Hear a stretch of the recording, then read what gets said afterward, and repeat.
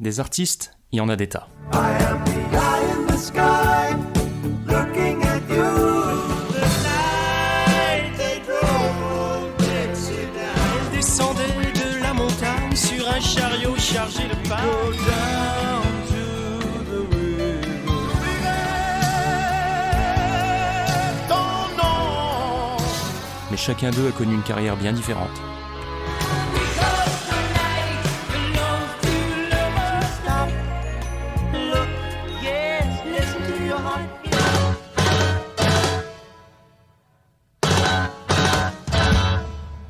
Il est peut-être temps d'en reparler un peu. Don't let our true love run cold.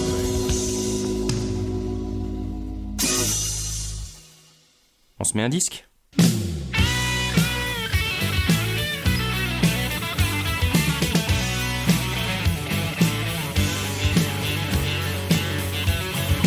Looking through the keyhole as you hear the thunder roll. You see the lightning flashing, but you know not what it's for. It looks to be a stallion with a rider on its back. You've seen him pass and know that he'll be back.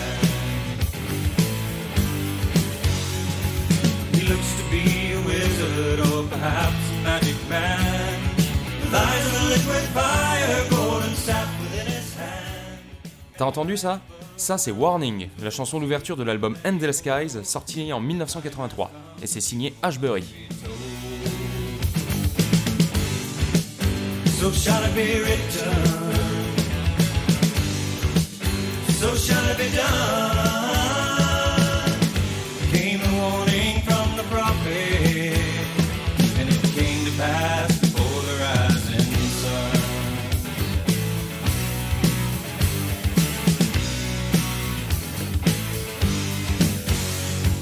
He looked upon the thousands that had come to hear him speak.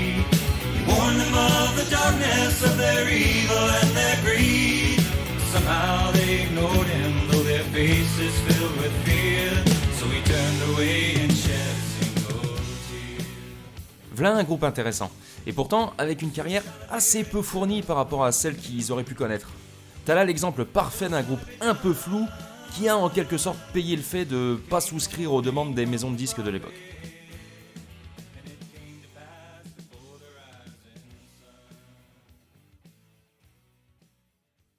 Ashbury, c'est avant tout le fruit de deux frères américains, Randy et Rob Davis.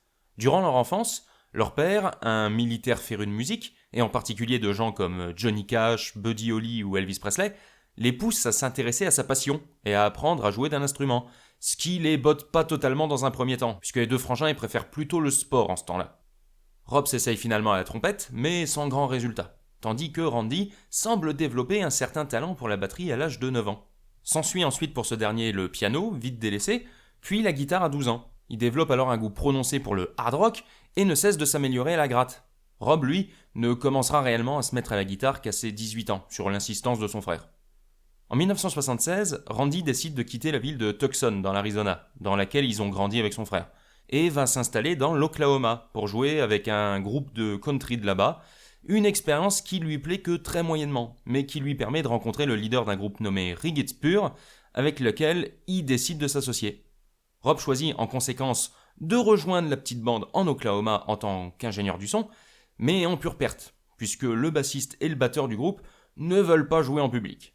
Il repart donc pour l'Arizona, tandis que Randy discute avec Paul Werner, le chanteur et guitariste de Rigid Pure, de la possibilité de fonder un nouveau groupe.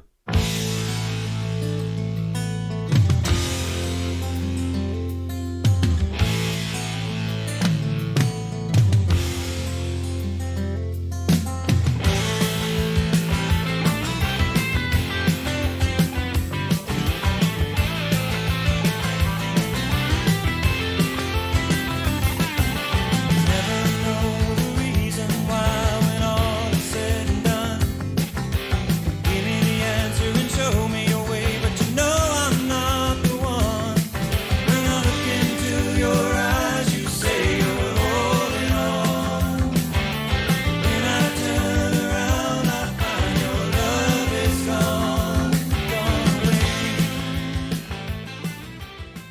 Randy contacte alors le bassiste Noel Morris et le batteur Tom Clayton, de vieilles connaissances à lui, pour leur proposer d'intégrer cette nouvelle formation, et Ashbury South naît en janvier 78.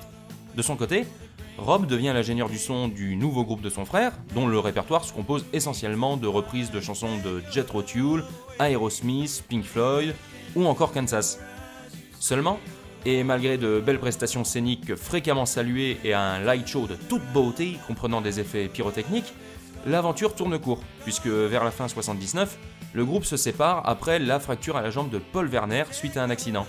À l'été 1980, les deux frangins décident finalement de retourner à Tucson. De retour dans la ville de leur jeunesse, les Davis recherchent de nouveaux musiciens dans le coin et finissent par les trouver en la personne du batteur Dave Carpenter, du guitariste Lee Smith et de Noel Morris, venu depuis l'Oklahoma pour reprendre son poste de bassiste. Le nom du groupe devient tout simplement Ashbury, et très vite ils connaissent un joli succès local en jouant au Choo Choo's, un des clubs les plus réputés de Tucson, et du pays d'ailleurs, qui sera ensuite renommé le Night Train, et en étant aussi invité par la radio KDKB-FM, ouais, je le prononce à la française parce que merde, a participé au concours Battle of the Bands à Phoenix, qui remporte haut la main grâce au talent à la guitare de Randy. Oui, parce que niveau répertoire, c'est toujours pas dingue, toujours aucune chanson à eux, et que des reprises. De fait, les deux frères décident de travailler sur plusieurs compositions, d'autant plus qu'ils ont déjà quelques ébauches, mais ça va leur prendre un certain temps, durant lequel ils vont continuer à tourner dans le sud du pays.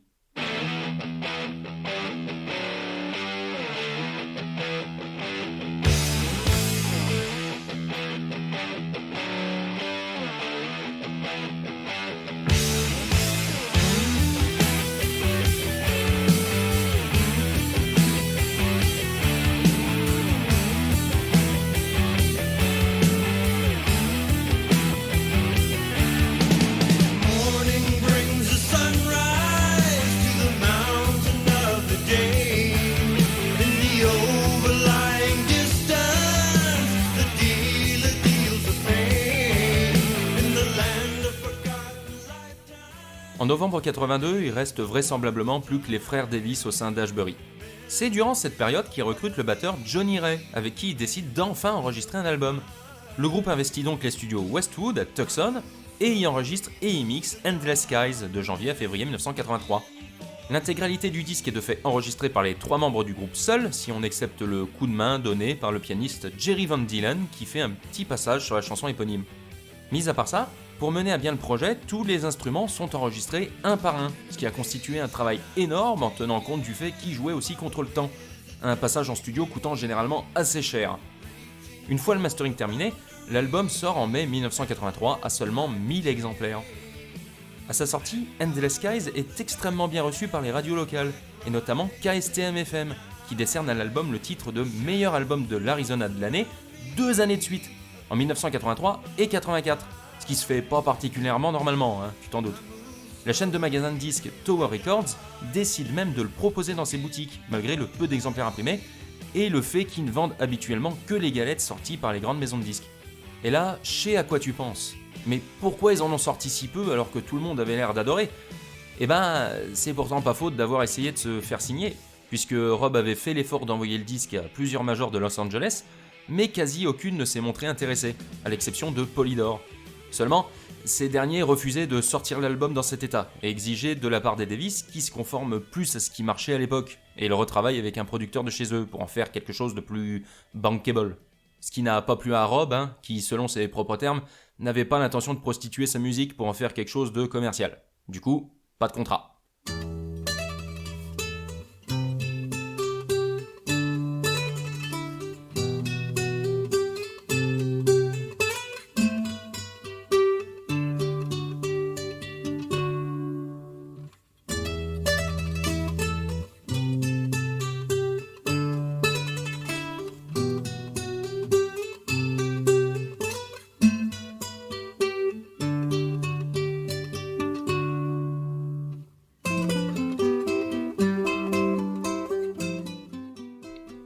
Après la sortie du disque, les Davis se trouvent 2 nouveaux musiciens pour pouvoir jouer en live leur album, portant le total des membres à 5. Il commence même à écrire de nouveaux morceaux, mais dégoûté par ce qu'il a vu de l'industrie musicale et par le peu de succès rencontré comparé à celui qu'il pourrait connaître, Rob décide de quitter le groupe, provoquant sa dissolution complète. Une décision qu'il avouera par la suite avoir toujours regrettée. Il part à Phoenix et travaille comme disc jockey, tandis que son frère Randy reste à Tucson pour jouer et écrire de la musique sans jamais chercher à en faire de nouveau un business. Du moins jusqu'en 2010, où le groupe renaît de ses cendres sous la direction des deux frères uniquement et sort à un très faible tirage un nouvel album autoproduit intitulé Something Funny Going On. Depuis, Ashbury s'est retrouvé de nouveaux membres pour compléter son effectif, dont le batteur Johnny Ray, qui a signé son retour, et est reparti sur les routes, participant ici et là à divers festivals metal et rock, et sortant même un troisième album en 2018, appelé Eye of the Stygian Witches. Bref, un début de reconnaissance a été acquis au fil des décennies. L'album a été réédité plusieurs fois en CD et vinyle, et le groupe a son petit lot de fans fidèles. Faut dire que la musique que propose le groupe est franchement attirante de par son mélange des genres, à l'image d'un des titres les plus appréciés de l'album, Madman.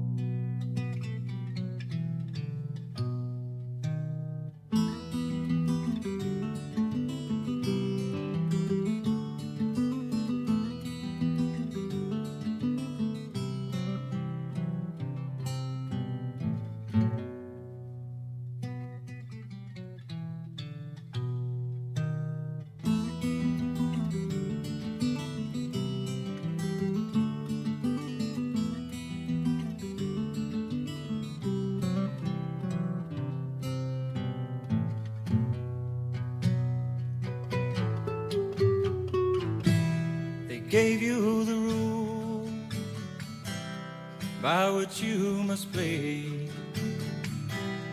They watch over you both night and day. Your life is controlled.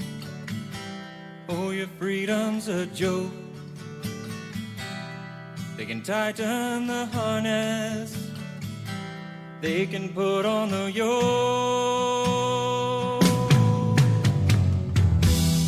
You had your time. Oh, they gave you your say. They didn't buy your story, so they threw you away. The judge and the jury, oh, now they wished you well. Gave you your sentence, 10 years in hell. So madman, run from the screams in the darkness. Madman, run from the fear in the night. Madman, run from the power of the lawman. Take another look at your life. Oh, you're just a madman.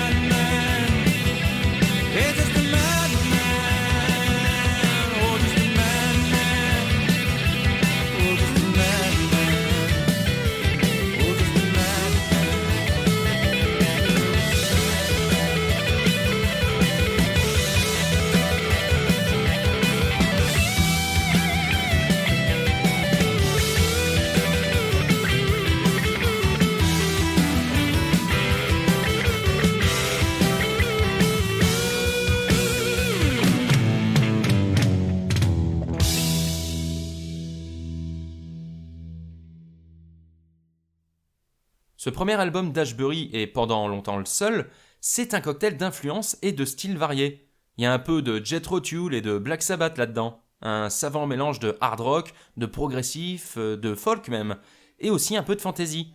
En ce sens, la pochette est parfaite puisqu'elle illustre à mon sens à merveille ce que l'album propose. Elle est signée Ernie Polo, et le groupe en a été plus que satisfait puisque c'était exactement l'ambiance qu'ils désiraient de leur propre aveu. C'est certes un album qui ne révolutionne rien à proprement parler, mais de par son côté relativement éclectique, il a l'avantage de pouvoir parler à un large public. Les adorateurs de hard rock y trouveront leur compte, parce que ça reste quand même l'ambiance principale du disque, et qu'on y trouve des morceaux qui présentent de très belles passes d'armes à la guitare, chacun des deux frères cherchant à rivaliser avec l'autre, mais les adeptes de tons un peu plus calmes et acoustiques seront aussi satisfaits, puisque plusieurs morceaux sont construits sur la base de petites intros folk à la guitare évoquant même parfois le flamenco.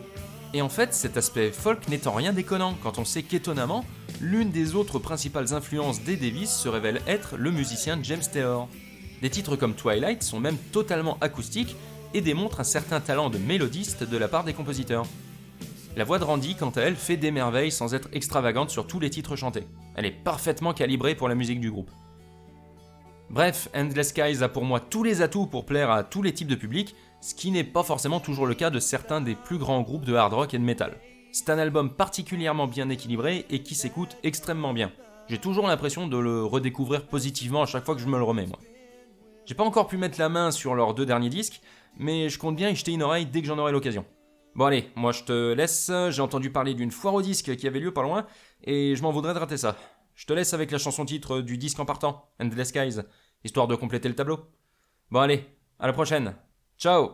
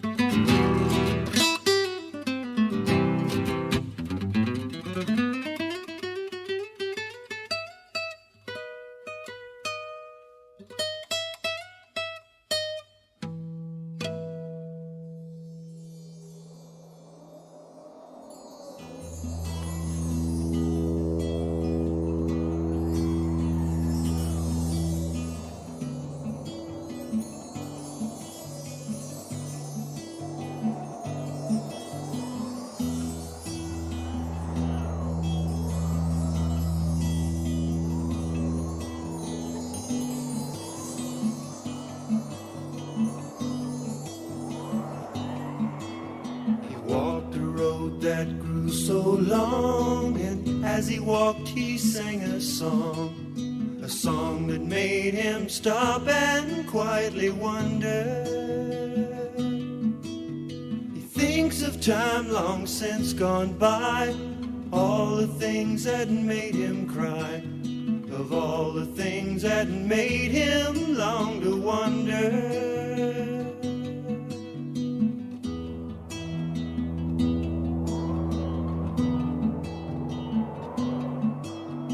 Day grew dim and quickly failed, reflecting shades of yellow pale. A time that made him stop and quietly wonder. Valleys stained with wars gone still, the rich man lives upon his hill. Troubled times that made him long to wonder.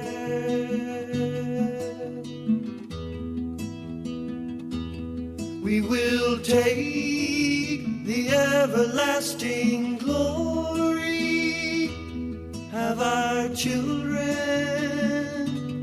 tell our story, as we weave our thoughts upon the sky.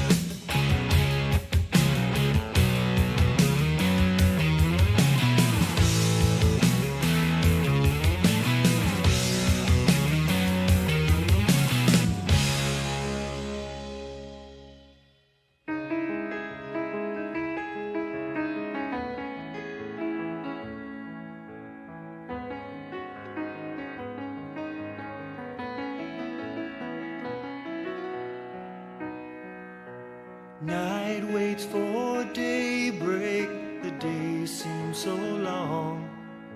You've learned the ways of heartache and how to be strong. The world as you knew it came cascading down. No hope left inside you, you're pushed to the ground. All that stood around you lies down at your feet. The feeling inside you runs cold and deep. Heedless skies, won't you wash away forever all the pain that lies together in us all? Heedless skies, always there but never watching, just reflections off the water to my eyes.